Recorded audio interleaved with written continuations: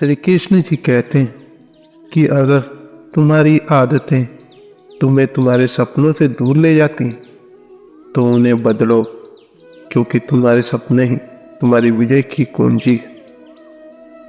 इंसान की सबसे बुरी आदत वह है जो हमें खुद को अपने सपनों से दूर रखती है। हाँ, यह सही है। अधिकांश लोग अपनी आदतों या कार्यों को नहीं बल्कि खुद को अपने सपनों तक पहुंचाने की क्षमता से रोकते हैं। तो आइए दोस्तों, जब हम अपनी आदतों या दैनिक कार्यों को सोचते हैं तो अक्सर हमें वे चीज़ें याद आती हैं जो हमें आनंद और संतोष नहीं देती बल्कि हमें आगे बढ़ने से रोकती। यही इंसान की सबसे बुरी आदत, अपने आप को स्वीकारना और अपने सपनों को प्राप्ति के लिए अभ्यास करना। श्री कृष्ण जी कहते हैं कि सपनों को प्राप्त करने के लिए अपनी आदतों का सामना करो, ना कि अपने सपनों से भागो।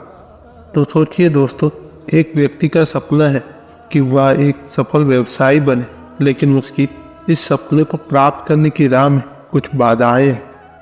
उसकी दिनचर्या में एक बुरी आदत है, वह समय की कमी का शिकार है और वह अक्सर अपनी जिम्मेदारियों को टाल देता है।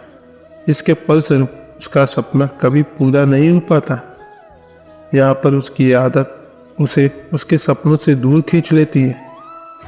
लेकिन क्या हमें इस बुरी आदत को जीतने का एक तरीका मिल सकता है?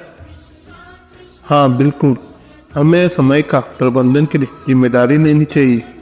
हमें अपनी प्राथमिकताओं को साबित करने और समय का सही उपयोग करने के लिए कार्यवाही करनी चाहिए। संगठनशीलता और नियमितता हमें अपने लक्ष्यों की दिशा में अग्रसर करेंगी। जब हम समय को सही ढंग से प्रबंधित करते हैं तब हमारी सफलता की उम्मीद बढ़ती है। श्री कृष्ण जी कहते हैं कि सपनों की दुनिया में जाने के लिए अपनी आदतों को संजीवनी बनाओ। तो दोस्तों, अब हम यह भी समझने की कोशिश करेंगे कि कैसे हम अपने सपनों को प्राप्त कर सकते हैं। पहला कदम तो यह है कि हमें अपने सपनों को जानना चाहिए। हमें अपने सपनों के लिए प्रयास करना चाहिए और उन्हें प्राप्त करने के लिए कार्यवाही शुरू करनी चाहिए। हमें अपने लक्ष्यों को साधने के लिए प्रत्येक मिली भगत को तैयार करना चाहिए। जब हम अपने सपने को पीछे लगते हैं तो हमें आध्यात्मिक और मानसिक रूप से मजबूत होने का अनुभव होता है। हमें समय के प्रबंधन के साथ साथ अपने शारीरिक स्वास्थ्य का भी ध्यान रखना चाहिए।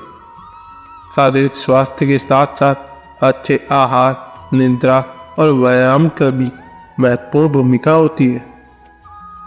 बदलाव की प्रक्रिया में हमें धैर्य और सहनशीलता की आवश्यकता होती है।